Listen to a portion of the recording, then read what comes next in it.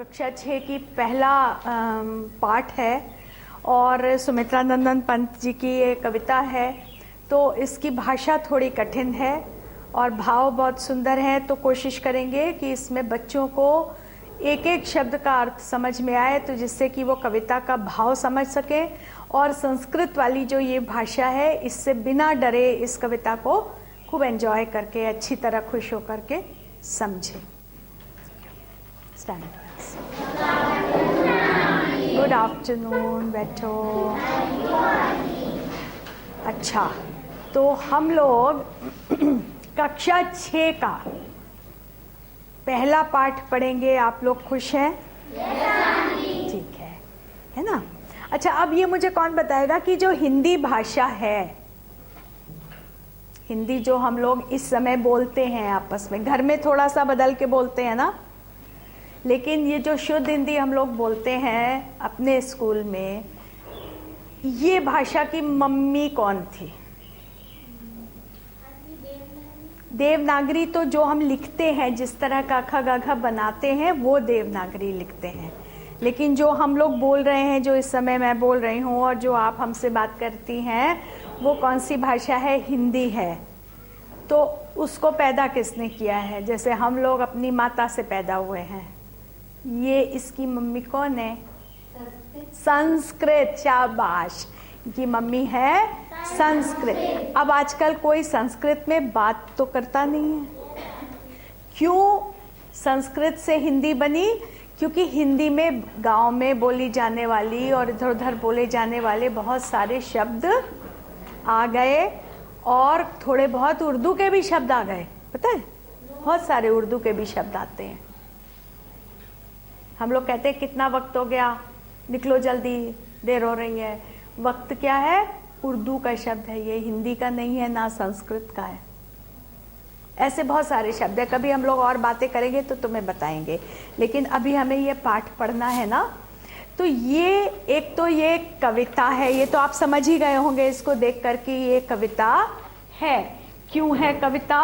क्योंकि ये वैसी तुक वाली कविता है कि ये अंतिम शब्द एक जैसे करीब करीब सुनाई दे रहे हैं। महान, प्राण, है ना, समान, शक्ति, भक्ति।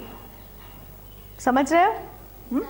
अच्छा, दूसरी बात क्या है कि ये कविता में बहुत सारे संस्कृत के सुंदर सुंदर शब्द आए हैं और ये आपकी किताब में इसको पहला पाठ इसलिए रखा गया है कि अब आप लोग बड़े हो रहे हैं और आपको बोलचाल की जो हिंदी है उससे ज़्यादा आपको हिंदी सीखनी है। और जो हिंदी के सुंदर शब्द हैं, जो संस्कृत से आए हुए शब्द हैं, वो भी आपको समझने हैं। समझेंगे ना सब लोग? तो इसको देखकर ये मत सोचना ओफो ये क्या है, ये तो बिल्कुल कुछ भी समझ में नहीं आ रहा। जब एक एक करके शब्द समझ में आ जाएंगे, फिर आपको पूरी कविता में बहुत अच्छा लगेगा, पूरी कविता में। अच्छा, अब होता क्या है कि हम लोग जब भगवान से कुछ मांगते हैं तो क्या क्या मांगते हैं? बहुत बार हम लोग मांगते हैं, भगवान हमें टेस्ट में अच्छे नंबर दिलवा दो, परीक्षा में अच्छे नंबर दिलवा दो, मांगते हैं। हे भगवान, इस बार दिवाली पे मुझे अच्छे से कपड़े ला दे मेरे माता पिता, और मुझे वहाँ शादी में जाने को मिल जाए, या मेरे घर में एक मोटरसाइकिल आ जाए। इस तरीके की चीज़ें लोग मांगते हैं। कभी कभी ऐसा भी होता है कि हमें खराब चीज़ों पे लालच आ जाता है। आता है? सबको आता होगा, सबको आता है। हाँ, तुम बहुत अच्छी बिटिया हो, लेकिन हो सकता है कि कभी किसी बात पे आता हो लालच, आता है। जैसे हमसे कोई कुछ मांग रहा है और हम कि दे दो, हमारे पास कपड़े नहीं है। और मान लो मैं सोचूं, ओहो ये साड़ी तो मुझे बहुत अच्छी लगती है, अब भले ही उसके पास एक भी कपड़ा नहीं है, फिर भी मैं सोचूं अभी मैं इसको 2-4 बार और पहन लूं, मैं नहीं दूंगी। आती है मन में बुरी बातें, आती हैं, सबके आती, क्योंकि हम इंसान हैं। तो इस कविता में जो कवि हैं वो क्या कह रहे हैं कि भगवान मुझे कोई चीज़ नहीं चाहिए। इसमें पूरी कविता में उन्होंने ये नहीं मांगा कि मुझे एक कार मिल जाए, मुझे नया मकान मिल जाए, मुझे नए जूते चप्पल मिल जाएं, मैं फर्स्ट आ जाऊं इम्तहान में, कुछ नहीं मांगा उन्होंने। वो क्या कह रहे हैं इस कविता में कि जो अच्छी बातें हैं, मुझे ऐसा इंसान बना दो। देखो इंसान वर्ड भी उर्दू का है, इंसान शब्द भी उर्दू का है। मुझे ऐसा मनुष्य बनाओ, मुझे ऐसी लड़की बनाओ, मुझे ऐसा लड़का बनाओ, मुझे ऐसा व्यक्ति बनाओ कि मैं अच्छी चीज़ों से प्यार करना सीखूं और मैं अच्छी चीज़ें चाहूं, मेरा मन बुरी तरफ ना जाए, मुझे ऐसा व्यक्ति बना दो। ठीक है, तो ये बहुत सुंदर प्रार्थना है। इसमें ऐसा कुछ नहीं है कि मुझे अभी के लिए कोई चीज़ दे दो। अभी अच्छा खाना मिल गया, नई साड़ी मिल गई, नई फ्रॉक मिल गई, तो क्या होगा, 2-4 दिन में वो सब पुरानी हो जाएगी और खाना हजम हो जाएगा पेट में। अगर अच्छी चीज़ें मांगेंगे तो वो हमेशा हमारे साथ रहेंगी और हमारा मन हमेशा अच्छा रहेगा। अब आपको ये शब्द दिख रहे हैं, दिख रहे हैं, है ना? तो पहले हम लोग इनके अर्थ लिख लें, हैं? सबसे पहले ये लिखिए जग, जल्दी जल्दी लिखेंगे, बहुत जल्दी जल्दी। जग का अर्थ है दुनिया, संसार। ठीक है। चिर, चिर, चिर का अर्थ है हमेशा या सदा।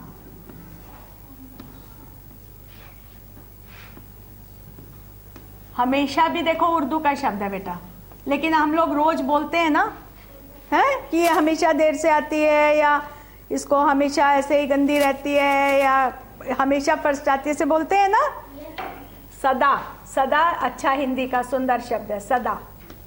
ठीक है। महान, महान के मतलब बड़ा और अच्छा। जैसे हम कहते हैं ना गांधी जी बहुत महान थे, है ना, बड़ा या अच्छा। ठीक है, इतना लिख लिया बेटा। इसको मिटा सकती हूं मैं? अच्छा, शाबाश। अब अगला शब्द सौंदर्यपूर्ण।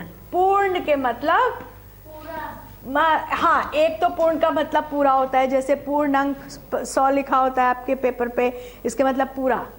लेकिन यहां पे पूर्ण है भरा हुआ, भरा हुआ।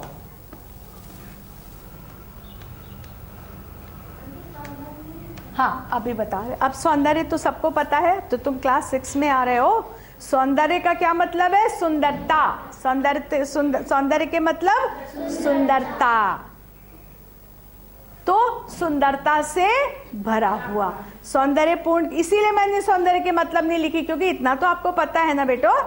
तो सौंदर्यपूर्ण के मतलब सुंदरता से भरा हुआ, खूबसूरती से भरा हुआ। अच्छा, नाथ, नाथ के मतलब भगवान। नाथ के मतलब स्वामी या भगवान, ईश्वर, स्वामी, भगवान।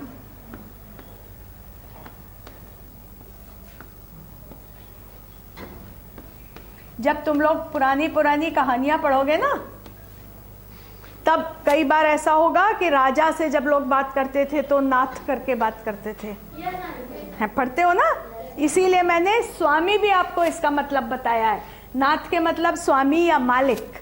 तो भगवान भी हमारा मालिक है? हाँ, तो मालिक, स्वामी, भगवान, तुम जो मर्जी लिखना चाहो लिख लो, मालिक भी लिख सकते हो। हित, हित, देखो इधर देखो, अगला शब्द है हित। हित के मतलब भला करने वाला। हित क्या मतलब हुआ इसका? भला करने वाला।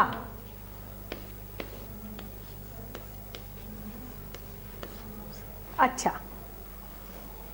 अब इस लाइन के तो मुझे मतलब बताने की जरूरत ही नहीं है, जिससे जीवन में मिले शक्ति।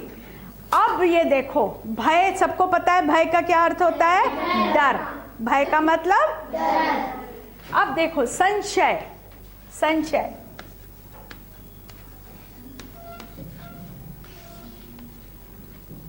संशय का मतलब शक,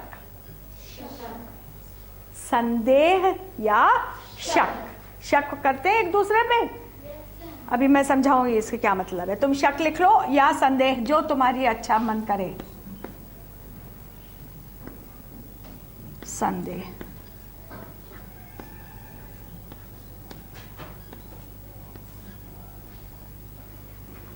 अंधभक्ति। क्या अंधा व्यक्ति देख सकता है? तो अंधभक्ति के मतलब लिखो, बिना देखे या बिना समझे भक्ति। लिख लो, बिना समझे भक्ति। अंधभक्ति, देखो ये शब्द समझ में आ रहा है तुम्हारे? देखो अभी हम समझाते हैं।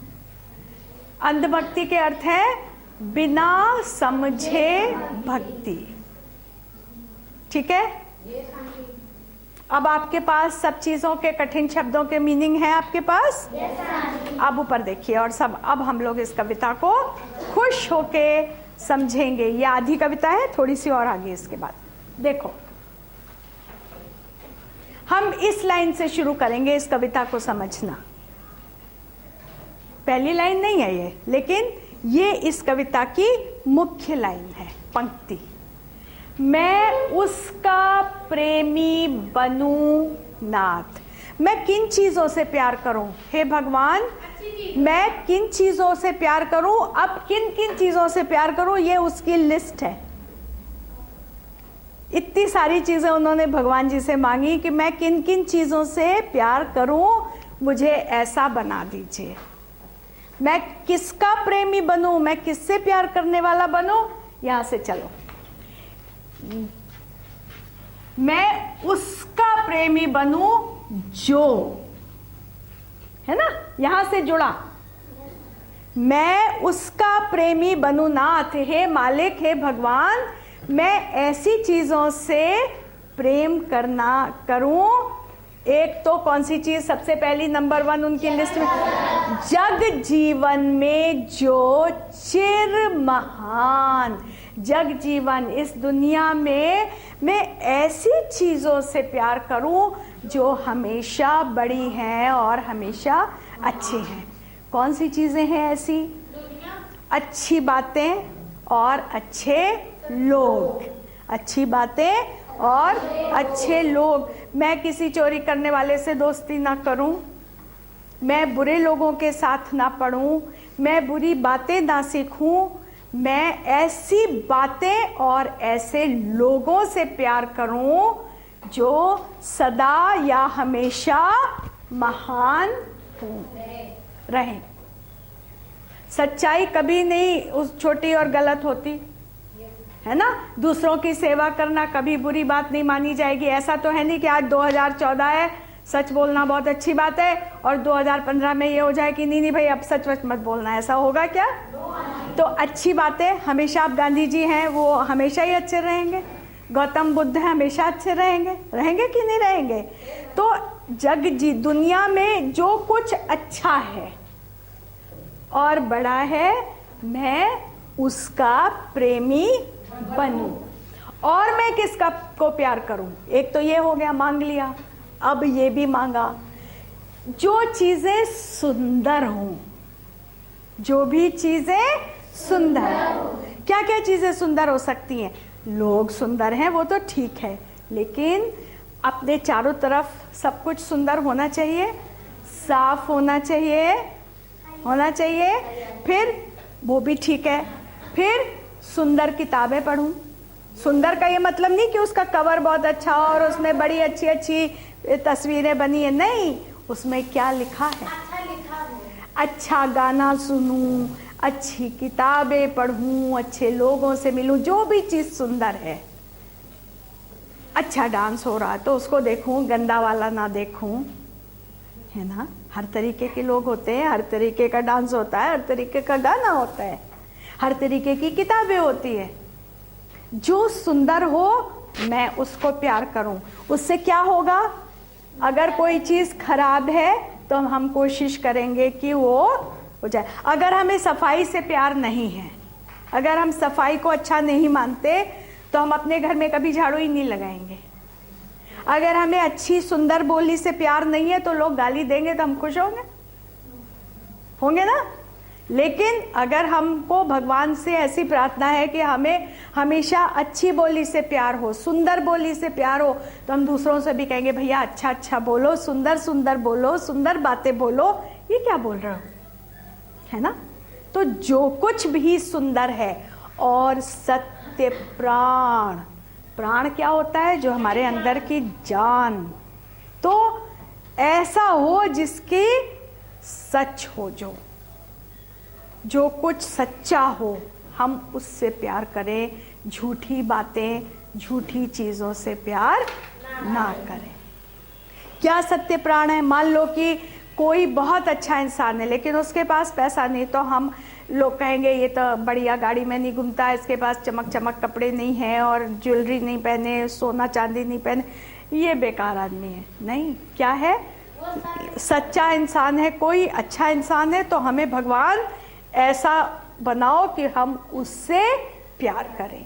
वो सब चीजें जो संसार में सच्ची हैं, ठीक है,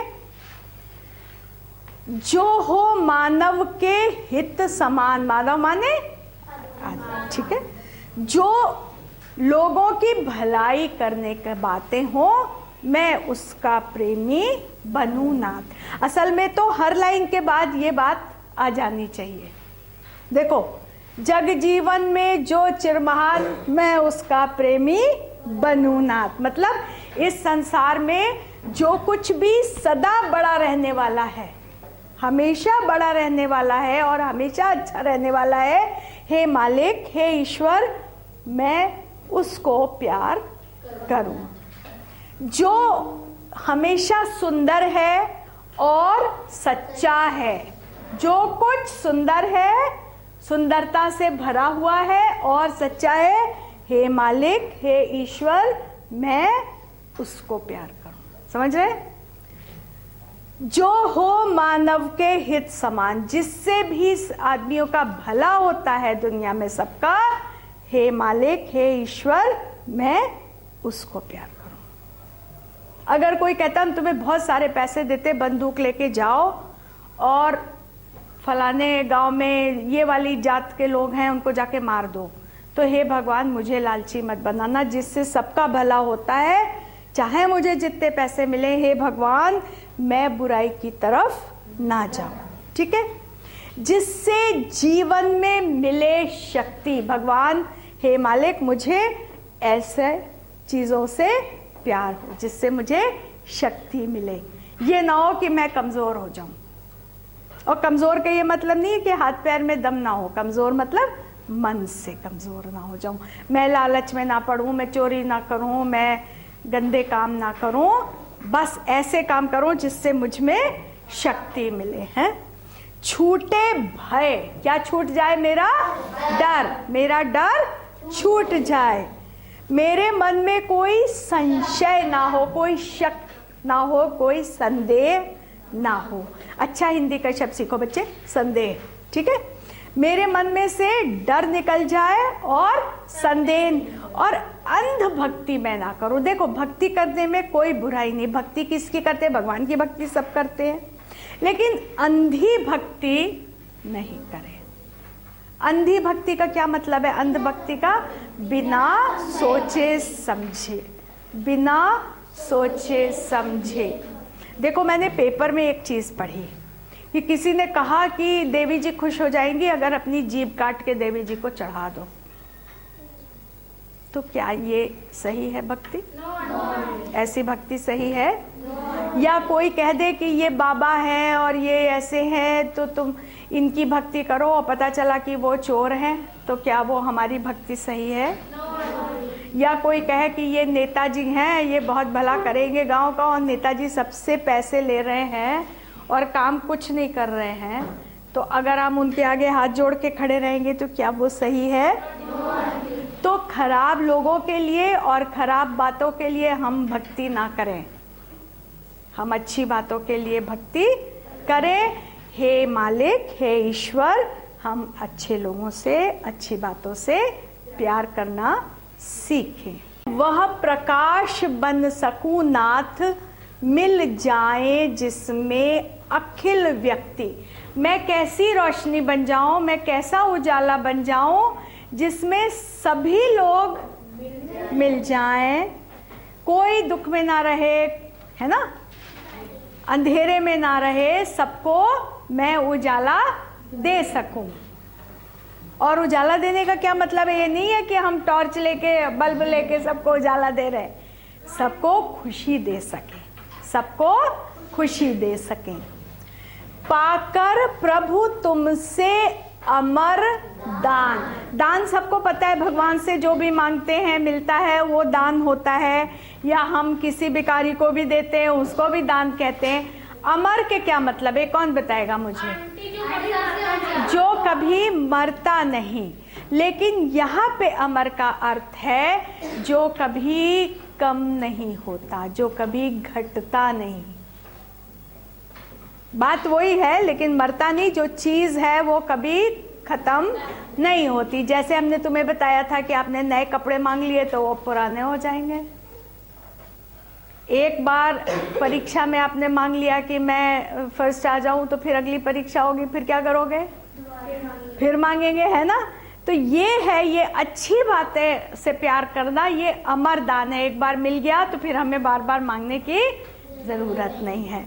तो क्या है? मैं ऐसा उजाला बन जाऊं कि मैं सबको खुशी दे सकूं, जिसमें सब लोग उसी खुशी में, उसी उजाले में मिल जाएं। पाकर प्रभु तुमसे अमर दान। क्यों मैं आपसे ये दान मांग रहा हूं जो कभी ना घटे? किस लिए? करने मानव का परित्राण। परित्राण का अर्थ है तकलीफ या कष्ट को दूर करना। तो मैं चाहता हूं दुनिया में किसी को कष्ट ना हो, उसको दूर करने के लिए आपसे अगर मुझे ये अमर दान मिल जाए, ऐसा दान मिल जाए जो कभी नहीं समाप्त होगा, जो कभी कम नहीं पड़ेगा, जो कभी घटेगा नहीं। ला सकूं विश्व में एक बार फिर से नव जीवन का विहान। विहान के मतलब सवेरा। तो ये वो सवेरा नहीं मांग रहे कि वो सूरज निकल आए सवेरा, नए जीवन का सवेरा, मतलब जिस ऐसी जीवन फिर से शुरू हो जैसे दिन शुरू होता है रात के बाद, ऐसे ही हम चाहते हैं कि दुनिया में किसी को कष्ट ना हो, सबके पास खुशियों का उजाला हो और नए जीवन का सवेरा हो, या नया जीवन फिर से शुरू हो, फिर से आरंभ हो। ठीक है, अब हम लोग क्या करेंगे? आपका होमवर्क क्या है? एक तो जितने कठिन शब्द हैं उनको फिर से ध्यान से समझेंगे, ठीक है। और कुछ इसमें शब्द ऐसे हैं जिनके कि बहुत सारे विलोम शब्द भी हैं, उल्टे शब्द, उसको ढूंढने की कोशिश करना। जैसे सवेरा का विलोम क्या होगा? नहीं, अंधेरा क्यों होगा? अंधेरा उजाला होता है। सवेरे का क्या होगा? रात, हाँ, रात्रि होगा। अच्छा, हाँ, अच्छाई बुराई, है ना। अच्छा, प्रकाश, प्रकाश का अर्थ है उजाला, हम उल्टा पूछ रहे हैं। अंधकार, प्रकाश का है ना। तो इनको थोड़े से विलोम शब्द समझिए, और अच्छी बातें कौन सी हैं, बुरी बातें कौन सी हैं, इस पर हम लोग फिर और चर्चा करेंगे और कुछ प्रश्न पूछेंगे। ठीक है, स्टैंड अप।